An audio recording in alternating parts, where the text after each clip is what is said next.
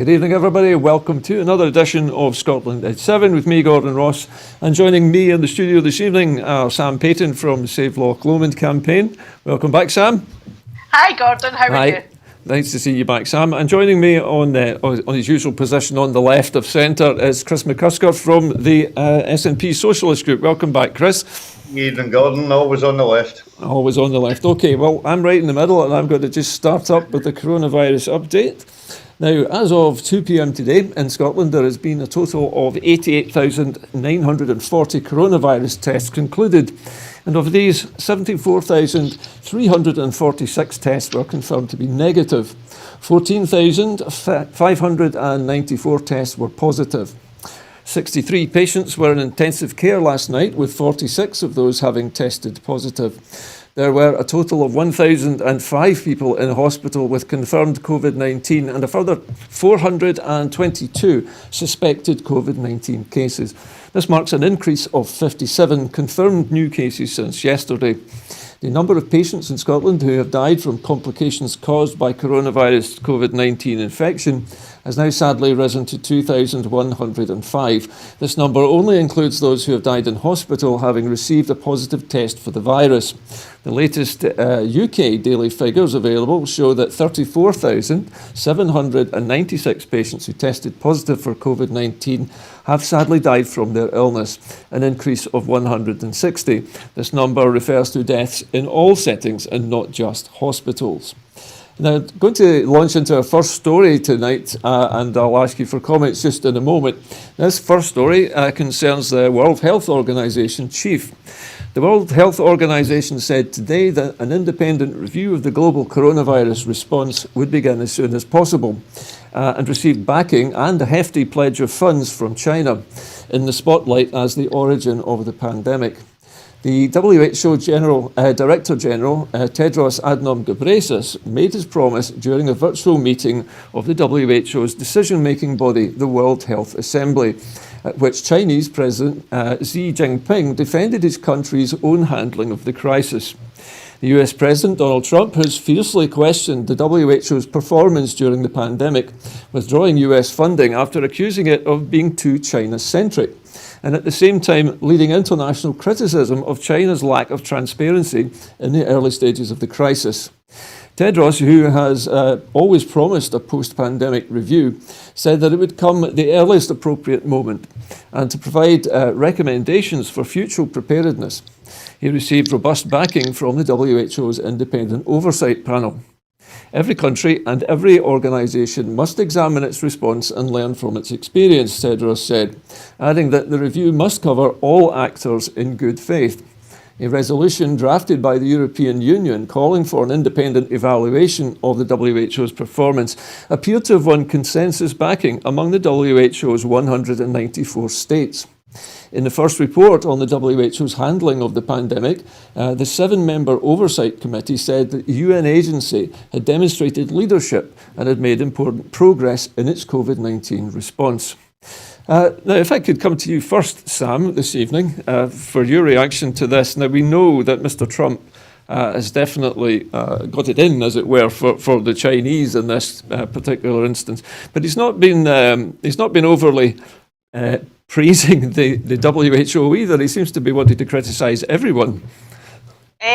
The thing is, it's Donald Trump, isn't it? He's always kind of looking to lay blame at someone's door, so it's not any surprising. But it's good that they are looking at doing a review into COVID-19. I think it's they've got to do that. Also, as well, I know last week I was watching an interview with the Chinese ambassador, which was quite an interesting interview, because he was saying that they're wanting to comply and talk to everyone as much as they possibly can and be open. So we've got to hope that that's what happens and they comply with the review, because it would be interesting to know more information about the COVID-19 and how it came about. Okay, thanks, Sam. Chris, if I might turn to you for your reaction to this news. Ostensibly, Mr. Ghebreyesus is saying that there is going to be a review of the way the WHO has performed in this case. Do you think that the World Health Organization was at fault in any way, or do you think they did a decent job?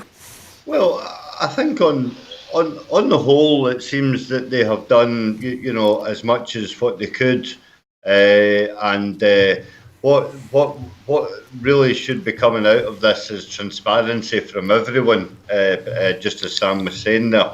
But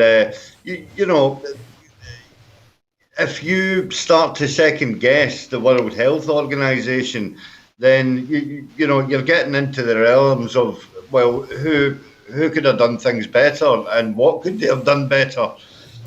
So I mean, I think that if there was another autonomous body, then yes, you could draw comparisons, but unfortunately, there's not. So we have to go with who's in charge, and again, my own personal opinion of it is that on the whole they've done not too badly. Okay, thanks for that, Chris. Our next story also is relating to coronavirus, but this time closer to home. The United Kingdom government is to set out quarantine details early next month. The UK government will set out the final details of its coronavirus quarantine plan early next month, and will consider different measures for travellers arriving from countries with low infection rates, Transport Minister Grant Shapps said today. The government plans a 14-day quarantine for most arrivals to try to prevent a second peak of the pandemic. Earlier, Heathrow Airport said that Britain should set up travel bubbles with low-risk countries to allow the movement of people. When asked about the possibility of exemptions, Shapps told the Parliament the final details of the quarantine scheme will be released soon, early next month. We should indeed consider further improvements, for example, things like air bridges, enabling people from other countries who have themselves achieved lower levels of coronavirus infection to come to the country. So those are active discussions, but will go beyond what initially will be a blanket situation. Now, I think, Chris, if I take you first on this one, this appears on the face of it to suggest that the Conservatives are planning a blanket 14-day quarantine of everybody coming into the country from abroad. They are first and foremost, they are considering this for later on. This isn't happening imminently. No. It should be happening right away. And I want to actually pick up on one point here for the viewers, just to sort of like try and digest for a second, that the current deaths in England is 144,127. Is it? And where did you get the information, Chris? The overall, that is the approximation that they are looking at if continued travel is allowed in whilst we're in Chris, COVID status. Yeah, we do have an accurate figure from the UK government at the top of the show. No, I know there are arguments about whether this is accurate or not. They are looking at projections, and if there is no quarantine put in place, and I'm not talking about next month. So are you suggesting this is how high the figure might become? Now, then it could run into the hundreds. Okay, so this is more of a kind of guesstimation, a prediction. Is that what you're saying? Yeah, it's a prediction. Yeah. Okay. Yeah. Okay, if I could turn to you, Sam, what's your response to this? Many people saying that the quarantine should have been the first measure that we took instead of being so late on. Sorry for smiling, but I had seen the UK briefing earlier on this evening, and this exact same question get brought up by a journalist about the restrictions in quarantine, and it should have been put in place. That should have been the first thing that was done, because what's the point in putting people into lockdown or some sort of lockdown when people are still being able to come into the country freely? It's a bit of a kind of catch-22. But anyway, Professor Jonathan Van Tam had said in his response to the quarantine, I wrote it down, see, I was actually being organised when I was watching it, who said that, believe it or not, they did advise people when they were coming into the country from certain regions of the world that they should self-isolate or quarantine themselves. Now, it was an advisory, that wasn't a definite. Yeah. So there's a big difference about, the kind of language used. So he was trying to say that they'd already had basically told people. But again, when it's an advisory thing, it's not it's only, people don't take that very serious. It's voluntary self-isolation, isn't it? Yeah, and it's like a kind of get-out clause for the government saying, but we did kind of tell people, if they were coming into the country, they should have, so to me it's like a get-out clause. But yeah, this is going to be something that's going to be brought into, down the weeks, maybe months. It's not something that's immediate, and it should be. This should have happened at the first, as soon as they realised that there was transmission in the community. Well, that's the first thing it should have done. Yeah, somebody wrote recently that quarantine is the first and the oldest weapon in the armoury against epidemics, and everybody I've spoken to on the subject who has a sort of professional interest in it says the same thing, that it should be quarantine first. Anyway, Gordon, can I just quickly butt in here with a couple of weeks stats as well, because I don't want to be outdone by Sam. Okay, very quickly, Chris.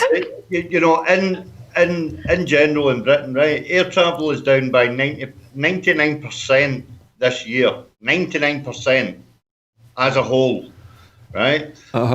Your maritime passengers are also down 88.7% for this year. Okay. And the international rail travellers that come in from Europe through the Eurostar is down by 94%. Right? Okay. Now, if you just keep those percentages down at this present time until we are further down the line, there is less likelihood of the actual number of COVID cases projections to actually go up.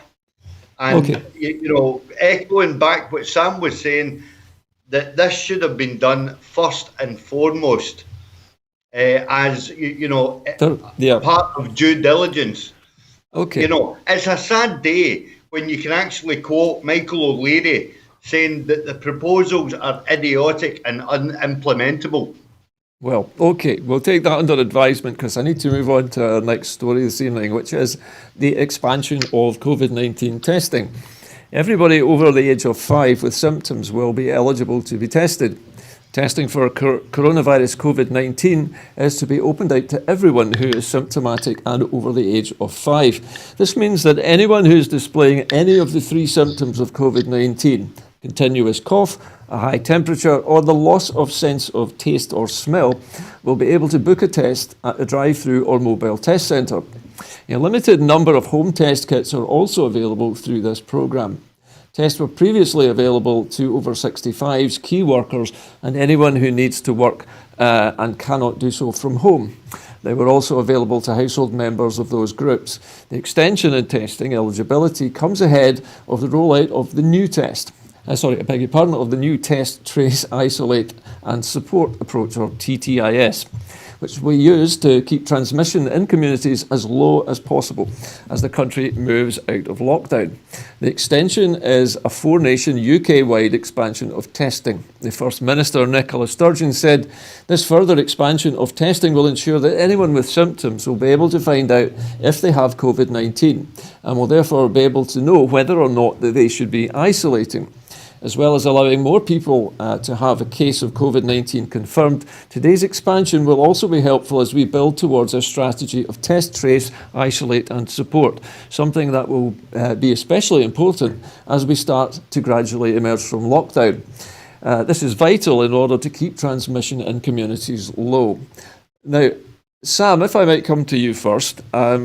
On the face of it, this appears to me to be a suggestion that we are going to gradually move out of lockdown fairly soon. And they are obviously wanting to put this in place ahead of that, by the looks of it. What do you think?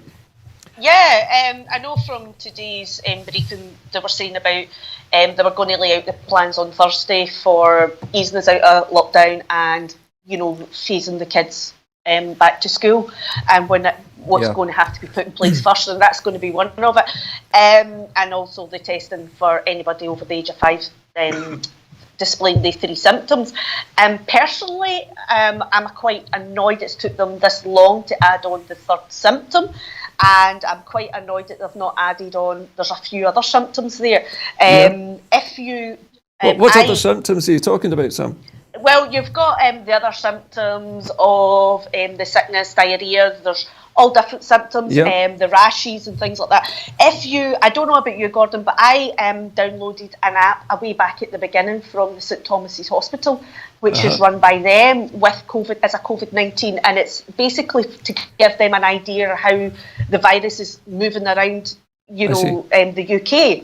And what that does is it's got a list of all the known COVID-19 symptoms. Right, okay. And you fill it out every day. It's a yes or no. Do you have this symptom today? Right. Do you have this? And fatigue and everything's all in there, shortness of breath, all these things, the tightness of chest. So all these things are there. So the information about COVID, and the thing is with COVID, we know it's a new virus, but at the same time, we've now been dealing with it every day quite intensely since the first outbreak or known outbreak in China. So Indeed, there's more and more information every day about COVID. We're learning more and more and more all the time. So surely this should be taken into consideration the other symptoms. I mean, obviously, I'm not a medical professional, but I would like to know why they're not taking in the other symptoms. But however, the fact that now they are taking in this symptom is a good thing. I just think it should have been done earlier.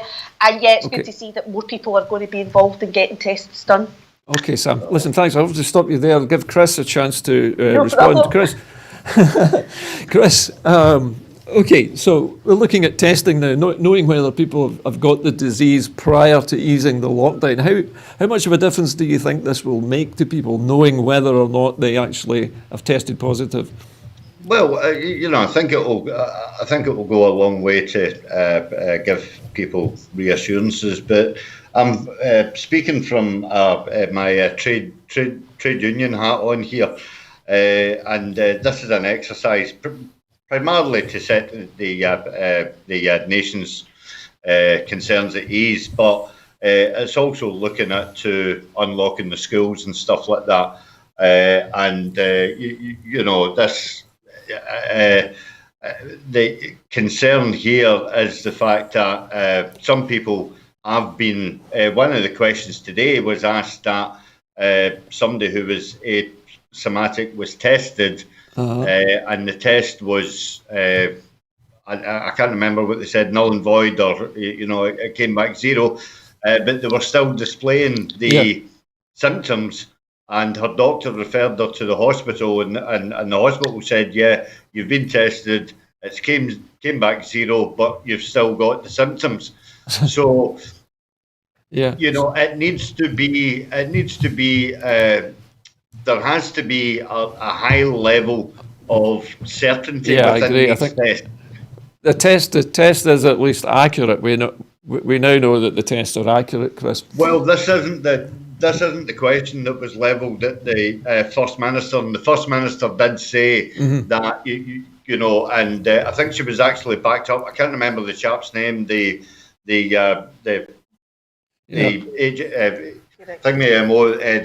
had said as well that there is a small percentage of these tests that sometimes come back on people. It's inconclusive.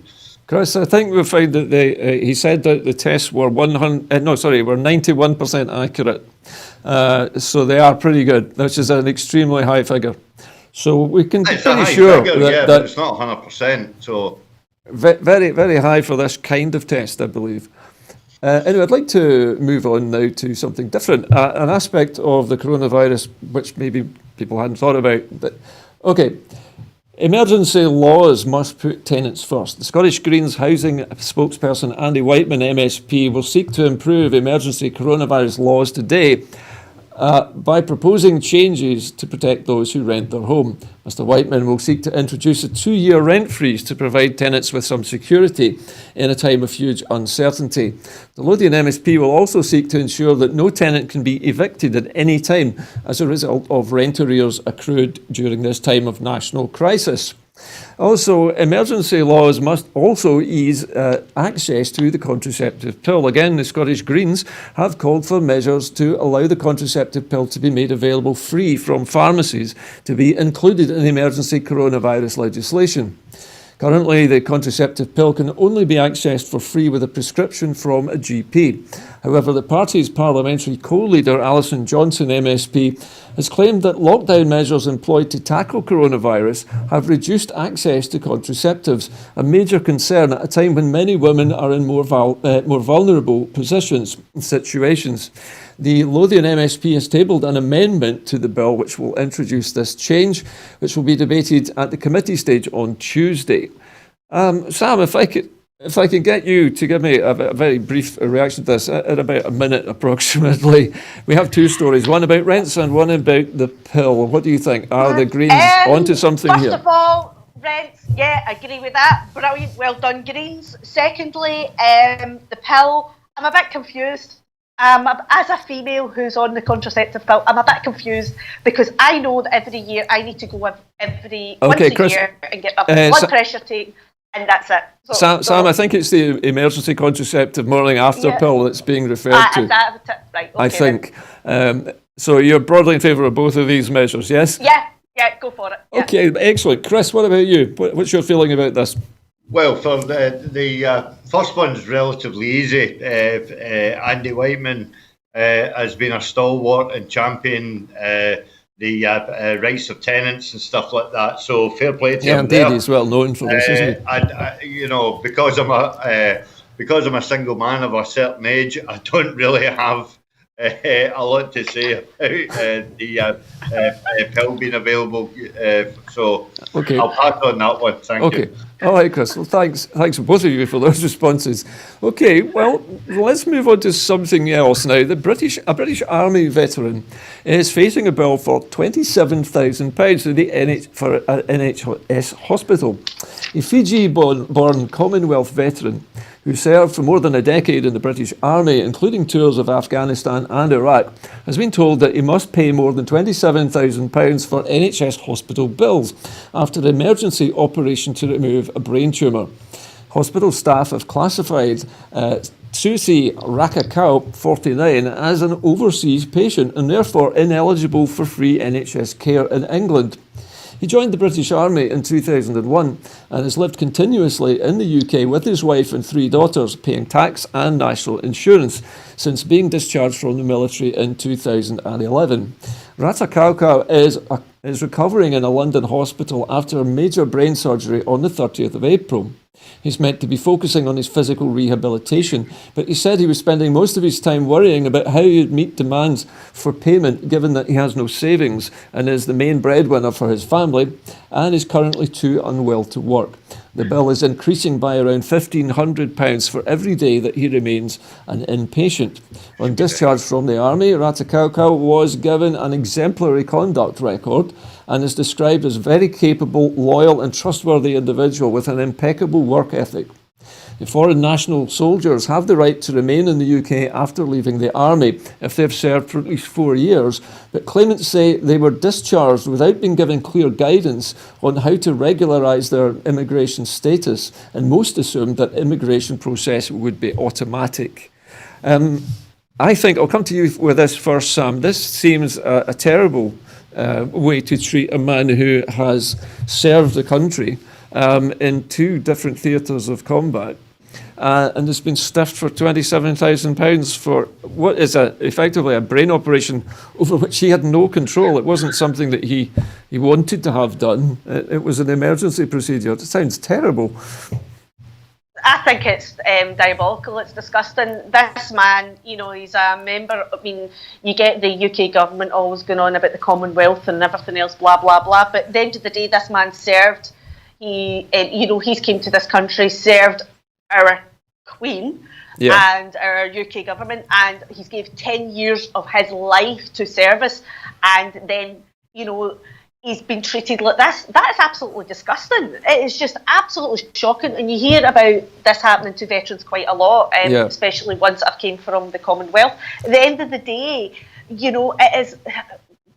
there's something fundamentally not right when you've got people, you're asking people to come and put their lives on the line for the service to the country, and then you turn round after they've done that, you turn round and say, oh, by the way, you're no longer welcome. There's something fundamentally wrong about that, and I don't. And I hope to goodness that the UK government actually see sense and actually step in, but I very much doubt it. I think there's going to need to be a lot of pressure from the public onto the government, you know, with various veteran charities and things like that, and people, just general public, putting pressure on the government to stop this. This is diabolical. It's just outrageous. Okay, well, thank you, Sam. If I could come to you, Chris, what I was going to say there, my one reaction to this sounds very similar to the situation that the Windrush immigrants found themselves in very recently, where their immigration status was never confirmed either. Yeah, it doesn't do anything for the Tory government with regards to the hostile environment. But I mean, you know.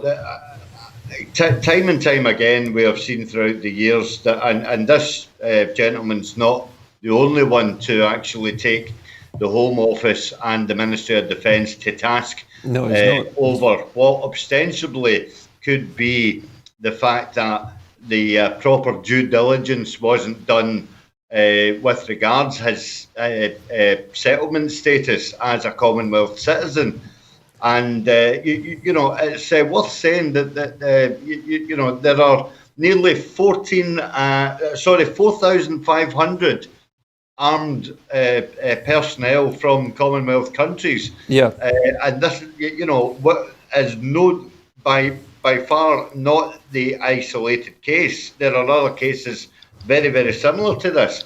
And basically, it smacks to me of the fact that due diligence hasn't been done correctly in regards to the gentleman's status. So that, again, as you say, you know, has got all the hallmarks of Windrush, and they just take a bit of paper off of the table, and I'm talking about a bit of paper. That bit of paper is someone who's actually served the Crown. And that's disregarded, and he is treated as a number, and that is the way that the British government treat their service personnel. It's absolutely shocking. I also know, Chris, that there are some other people being affected by this. Unfortunately, I don't have time to go into that. Anyway, we must move on. The Chancellor must invest in young people to prevent a lost generation. The SNP has said that the Tory government must invest in young people to prevent a lost generation after the coronavirus crisis, as a new report warns entry-level jobs for students and school leavers are being slashed. The Institute for Student Employers, the ISE, report warns that entry-level jobs will be reduced by almost a quarter this year, whilst internships and placements will drop by 40%. SNP Intergenerational Affairs spokesperson, Amy Callaghan MP, said the figures underlined the need for the Tory government to rule out imposing further austerity cuts following the coronavirus and instead invest in young people to stimulate the economy and to save jobs. Chris, I'm going to come to you first on this one because, like me, you probably, I dare say that, Sam, you might remember the 1980s as well and the so-called lost generation back then. I'm too young. Oh, you're too young, Sam. Okay. But I know, Chris, you probably remember this. And anyway, so another lost generation, Chris. Can the Tory government do anything, do you think, to prevent it? Well, it's they can do, but whether or not they will do is two different things altogether. You know, and I mean, I've got my 20-year-old Scott, 20-year-old son. 23-year-old son. God almighty, where does time go? And he's just finishing a 4-year course in Aberdeen, and is looking for an internship. Now, you know, think of the amount of people that are actually finishing university this year and facing a complete depletion of the jobs market. So, and wondering where they're going to go, to get employment and stuff like that. I have a similar situation with a young person who's the same sort of age as your son. Sam, the idea that young people are going to come out of their education and come out to nothing, no jobs, it's a desperate time for everybody, surely. The government must do something, you would think. They must. I agree with Chris. They should, but whether they do is another question, and that's all the time's going to tell. But it's a scary thought at the moment, as parents looking on and watching. When I was too young to remember the 80s, but certainly when I left school, we had prospects. We had things to look forward to. So at the moment, it's quite bleak. Hopefully, I would like to see the government investing in our young ones, because at the end of the day, they really need to. But whether they do is another thing. We're going to have to just watch this space, I suppose, and wait and see what happens. I guess so. Okay. Well, let's move on. Now, there's been an urgent call for clarity on employers' furlough contribution. The SNP's Shadow Chancellor, Alison Fulis MP, has called on the UK government to offer urgent clarity on the extension to its job retention scheme, amidst ongoing concern from employers that they'll not be able to afford to contribute towards salaries. The Chartered Institute of Personnel and Development and Article Research today found that the furlough scheme had prevented around half of workers in the hospitality and retail sector being made redundant. Last week, the HM Treasury announced that it would extend the current furlough scheme until October this year. However, it gave scant details about plans to ask employers to contribute towards the costs from August onwards. In a statement on May the 12th, the UK government advised that more details on employer contributions would be forthcoming before the end of the month. As yet, no details have actually emerged. In commenting, Alison Fulis MP said, "A number of stakeholders, including businesses and trade bodies, have contacted me following the Chancellor's statement last week, where he revealed that the furlough scheme would extend until October. Having dug a bit deeper, we can see that Treasury intends to ask employers to start contributing towards the scheme from August onwards." Now, if I could come to you first, Chris, here. This is a strange one, because on one hand, the Tory government is offering to extend the furlough, which you would think is excellent, all the way up to October. But in the background, we're hearing mutterings now that they might want employers to start contributing more towards the wages. Well, are you surprised, really? Not really, no. Tony, for God's sake. I mean, back as early as last month, middle of April, the High Court actually offered to provide clarity for about furlough during an administration period, but they didn't go as far to include employees and self-employed, and as you would know. So the whole thing's been very, very ambiguous, and it's going to get worse, because we've been hearing that the Tories want to, they are reluctantly keeping it until October, but they want to reduce it, down to 60%. And now we're hearing that they're wanting employers to contribute more. And let's put it this way: the Tories have mismanaged the whole situation and made a right pig's ear of it. Mm. Well, it seems that they are hoping that the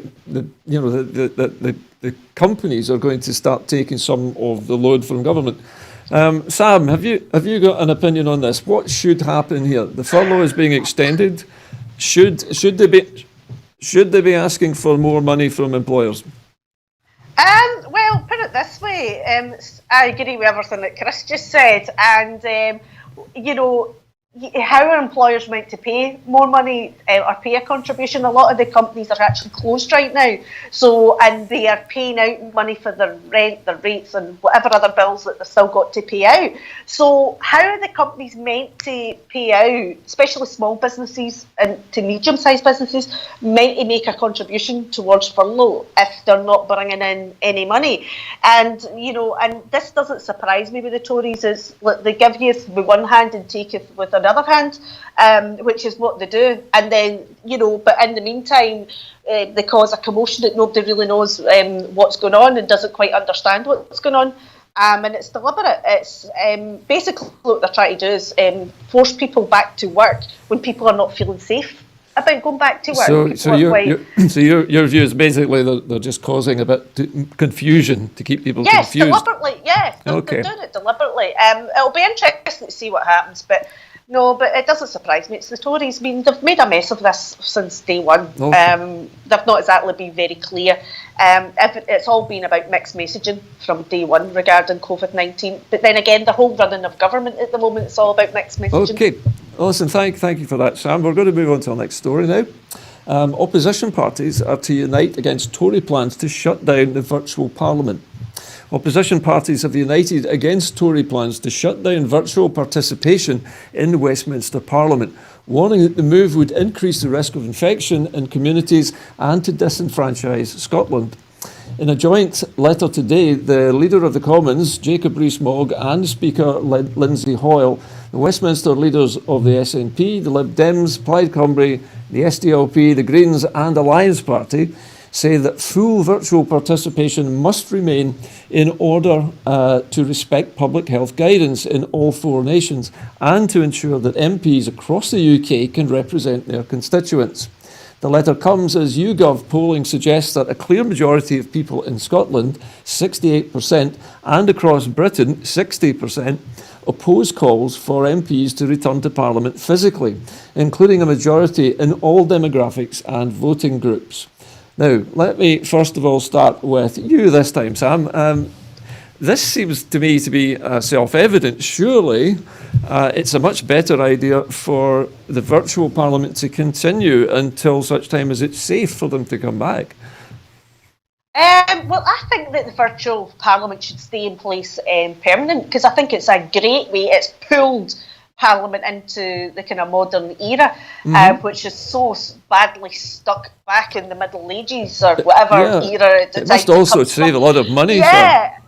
So, but the thing is, I mean, they're trying to use the ministers and that as a way of, if everybody is setting an example, if they go back to work, then everybody else needs to go back to work.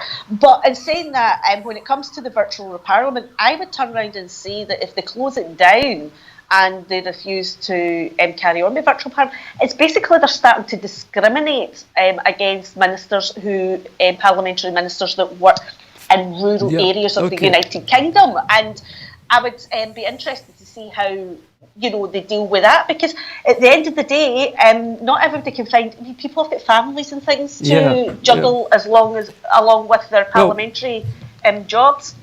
Yeah.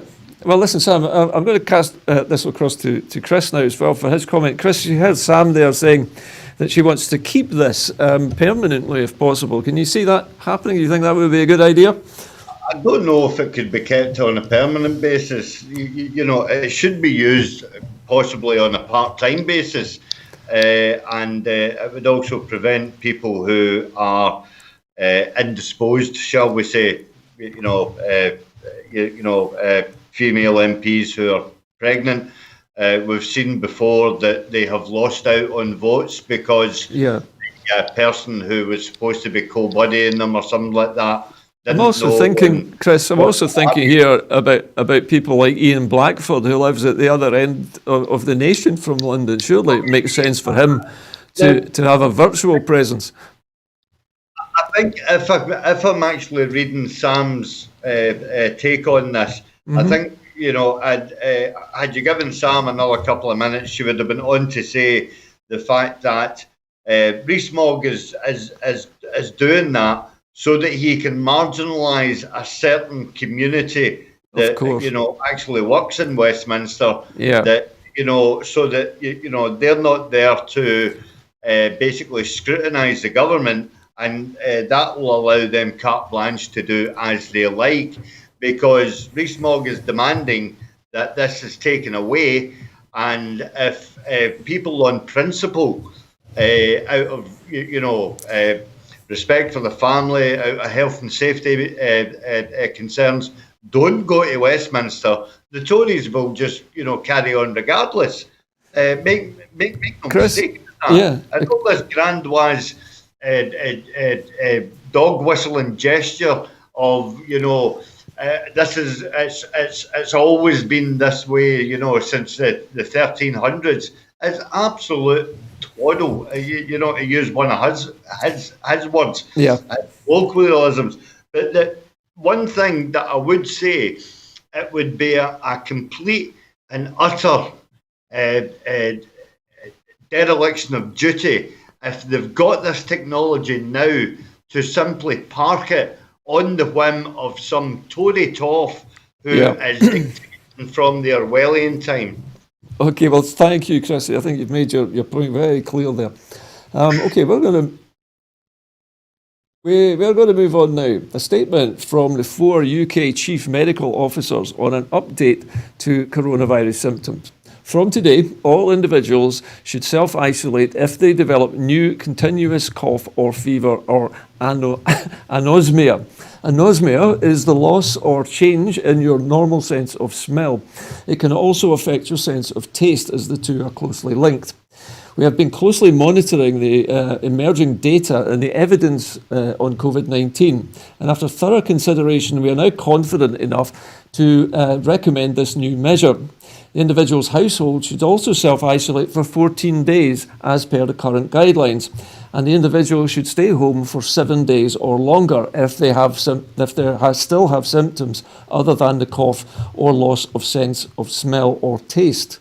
Now, this is an interesting story because many people seem to have already known about this. Sam, I believe that you already knew that there was this lack of sense of smell associated with COVID-19. Yeah, well, basically, it's out in the advice from the World Health Organization and from various countries around the world who have already been talking about the loss of taste and smell. I think it came out about a month ago. I could be wrong. People are willing to correct me. But I know with the app that I use, that got updated very recently with the loss of taste and smell. So it's quite, I would like to know why they've waited till now, why they never added this in before now. It does seem very strange. I mean, I know sometimes with viruses, you can have a wide variety of symptoms of all kinds. Some of them are more common than others. Perhaps this lack of sense of taste and smell wasn't as common as the others. I don't know. Chris, have you heard anything more? Could be. I haven't heard anything more, Gordon, but I actually remember that this lost taste and smell was actually first reported away back as early as the start of April. Was it? Right. And why it's not been followed up as Andy's guess. Do you think this is more based on statistical analysis, Chris, that they're waiting for a certain number of cases? Well, unfortunately, my sense of taste and smell is absolutely jiggered because, of years of smoking and alcohol abuse. So too many curries. If you were having to taste any of my food that's heavily infused with garlic and salt and pepper and chilies and stuff like that. So maybe that's why they haven't included it until now, Chris, because there are too many men in Glasgow like yourself. Very possibly, yeah. Okay, well, our next story. The SNP has urged Labour to come on board with cross-party calls for a 2-year extension to the Brexit transition period. Warning time is running out to protect jobs and the economy. After Labour again failed to join 6 opposition parties in calling for an extension this weekend, the SNP Brexit spokesperson, Dr. Philippa Whitford, MP, said that it was crucial that parties work together to secure an extension and to prevent a Brexit hammer blow to the economy during coronavirus. The SNP were joined by the Liberal Democrats, Plaid Cymru, the SDLP, the Greens and Alliance Party in a letter to Michel Barnier on Sunday, calling for an extension. Under the withdrawal agreement, an extension has to be agreed by the end of June. The call from the six parties from every nation of the UK follows a series of polls consistently showing the majority of people support an extension. A poll by Focal Data published on Friday found that 83% of people in Scotland and 77% across the rest of the UK say that the government should agree to an extension to the transition period. Now, this, I think, is another one of those ones where you think this must be a no-brainer. Surely nobody in their right mind would want Brexit to happen without an extension, given what has been happening so far with coronavirus. Sam, have you got an opinion on this as well? Do you think that... yeah, I've got an opinion on everything, actually. I'm sure you do. What do you think? Should there be an extension? Yeah, there should be. As you said, it's a no-brainer. There should be an extension. But then again, with the way this Tory government's going, they're just kind of, ploughing ahead. It's, where they just seem to think, we'll just keep going. And of course, this is not just the SNP calling for this. This is all of the opposition parties, except, strangely, Labour. Why do you think Labour are so against going for an extension? What's their problem? I don't know. I really don't know. I can't. Maybe Chris would be better we'll come to Chris in a minute. For that one. But I really don't know. I think it's a strange one. But to me, it's a no-brainer. They need to get an extension. But then again, I just think the Tories are wanting a no-deal Brexit, and they're just going to use COVID as an excuse for the no-deal. And I've said that from day one. But regarding Labour, I don't know that. I think that's a question for Chris. Okay, Chris, let me throw this over to you. Why do you think the Labour Party under Keir Starmer is not keen on an extension to the Brexit negotiation time, the transition time? My own personal opinion on this, and I must stress that it's not the opinion of the trade union group or the socialist group, but my own personal opinion on this is the fact that Labour have got no sense of direction. They for the last number of years under Jeremy Corbyn, they have been trying to reach out to different factions within the Labour Party to appease them because of the Brexit vote actually split the Labour Party in two. Yes. With just the collapse of the so-called Red Wall in the north, Chris. Europe, and half of it not. But it's interesting, those percentages that you were throwing out there. If I could just include the fact that 61% of them were Tory voters, and 57 of those who voted to leave in the EU in 2016. Now, what I need to point out is the fact that Stuart Hosey actually pointed out that it's clear from those polls that the overwhelming majority of the people want the Tory government to agree an extension to the Brexit transition period. It's because it's the only responsible thing to do, given those percentages. But the strange thing is that the Labour Party seems to be worried that if it takes this stance, that somehow this is going to hurt its electability with its traditional voters, the so-called Red Wall in the north. Yeah, and that then goes back to what I said earlier on, is because the Labour membership were completely split in two, with half of them wanting to be in Europe and half of them wanting to be out Europe. Yeah, it's an impossible conundrum for Labour to try and square. It seems an impossible conundrum generally for England to square. It really is.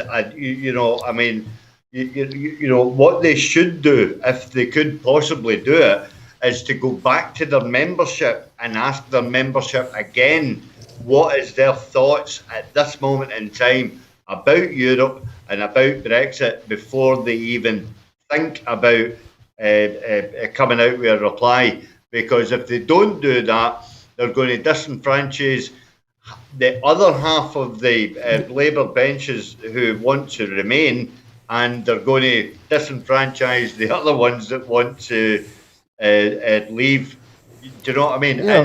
So basically, you're saying that Labour's in an impossible position, balancing on a tightrope between catastrophe and disaster. Yeah.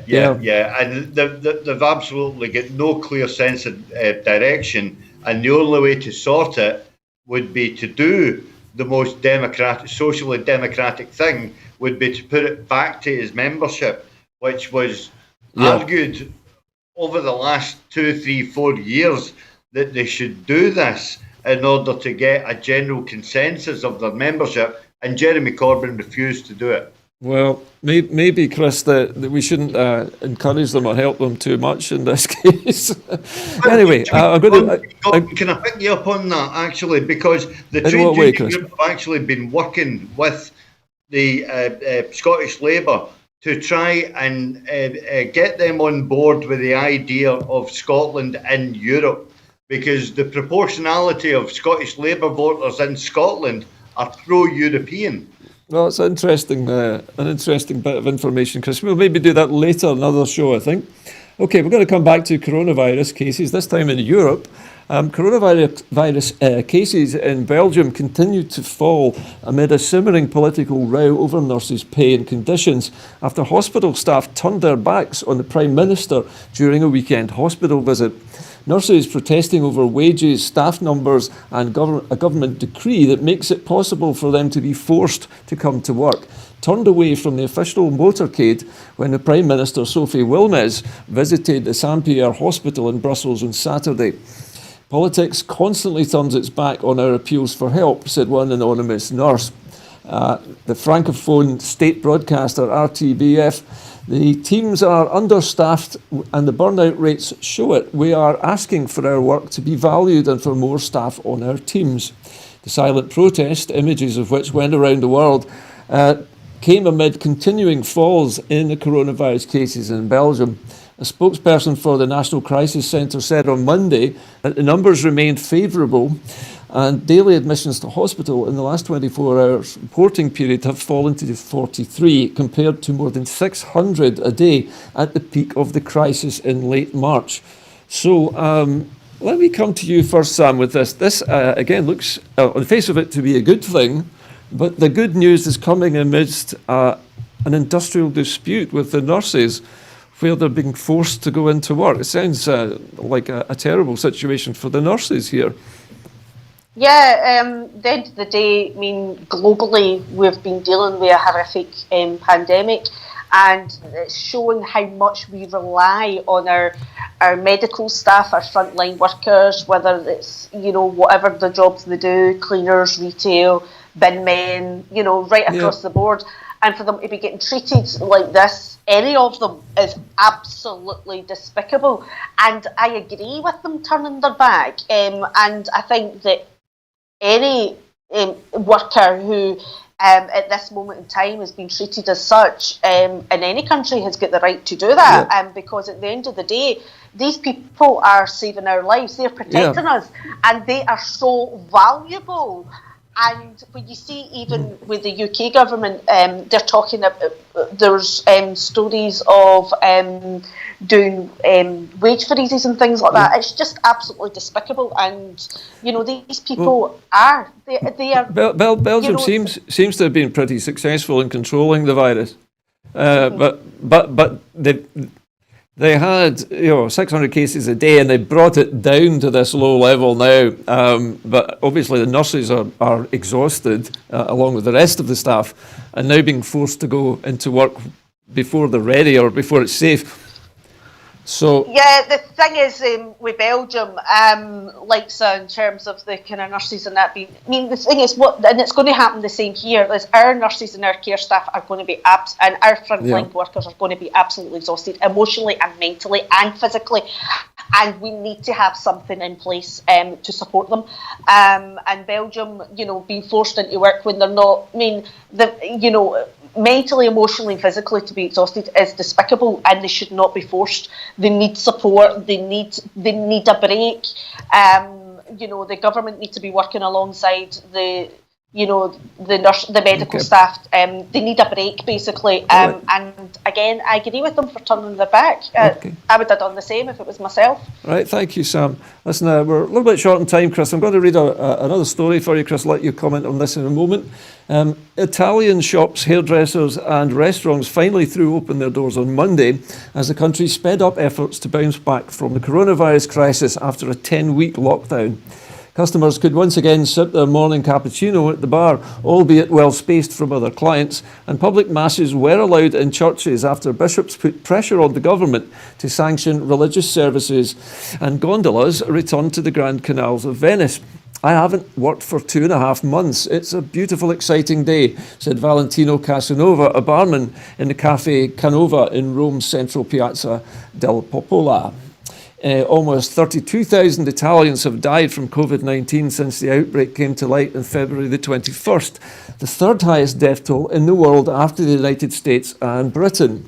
Italy was the first European country to impose nationwide restrictions in early March, only permitting initial relaxation of the rules on May the 4th when it allowed factories and parks to reopen. Monday marked a major step forward on the road to recovery, with unlimited travel allowed for in individual regions, friends once again meeting up, and restaurants able to serve as long as tables were at least 2 metres apart. So, Chris, this is your one, since I didn't get a chance to ask you about the last one. Good news for Italy? It's good news for Italy, but it's also good news in Europe as well, because it's happening in Poland, it's happening in Greece, slowly Europe is reopening again, I think it's good that restaurants and bars are one of the first ones to open. Mm-hmm. If they're allowed to trade for say 2 or 3 weeks, or maybe even a month. And then if there's any sign of, a second phase or something like that, they could be quickly shut down again. So, yeah, it's welcome news that people are going about their business. The Vatican opened the doors to St. Peter's and stuff like that. And gondolas back in the canals of Venice and stuff like that. So, but then again, we have to stress the fact that, again, Europe are so much further ahead of us in the curve of COVID-19. So I hope people don't start getting a wee bit, a touch of the green-eyed monsters when they see people sitting in the Champs-Élysées, sipping their coffee and eating their croissants, Well, of course, some of these measures can be put back in place if there is a recurrence of the disease, if it resurges. Yeah, well, that's exactly what I said, Gordon. Yeah. Okay, listen, I'm going to leave that story and move on to our final story this evening. And the Health Secretary, Jean Freeman, has today announced an extension to free car parking at PFI hospital car parks in Scotland after successful talks with their owners. The staff, visitors and patients at Glasgow Royal Infirmary, Edinburgh Royal Infirmary and Ninewells Hospital in Dundee will continue to access free car parking until the end of September 2020. This follows Ms Freeman's announcement in March that parking charges at these hospitals would be suspended for an initial period of 3 months. Very quickly, Sam, this is a story which I think annoyed people initially, wasn't it? The fact that these private companies could charge even the staff to park in a hospital. But good news that this is being extended, I think. Good news, it's been extended. Bad news, it will come back into force again once. But I think they should look at taking away the car parking charges altogether. I think it's disgusting. People are in hospital, for, it's emergencies, and things like that. And there should be no car parking charges, not in our society that's bang out of order, and especially for staff, definitely not either. So I don't agree with the car parking charges. But yeah, this is definitely good news for the meantime. Okay, Sam. Chris, a quick reaction from you just before we close. It'll have to be just a few seconds. Well, you're not going to be surprised when I say that it was Labour that brought in these PFI charges for the car parks under their scheme. So, if you're looking for somebody to blame, then you've only squarely to look at the Scottish Labour Party and the fact that the Scottish Government, had these parking charges not been in place under their PFI schemes, then Jean Freeman wouldn't have had to mitigate these charges, and that money could have been used for the Scottish NHS. Okay, well, thanks for that, Chris. We're just coming up towards the end of the programme now, and this time in the evening, it's usually my duty to ask you for money, because Broadcasting Scotland, as you know, is run by a volunteer crew. We need your help to continue making programmes and also to make new programmes as well as the ones we already produce. So if you'd be interested in becoming a supporter for Broadcasting Scotland, you can become a supporter simply by following the instructions on your screen at the moment. You go to broadcastingscotland.scot/register and follow the prompts on the page. That is it from Scotland at 7 for this Monday evening. I'll be back again on Thursday. But in the meantime, it just remains for me to thank my two guests, Sam Paton and Chris McCusker. Thank you, guys. And hopefully I will see you all on Thursday. From this edition of Scotland at 7, a very good evening to you.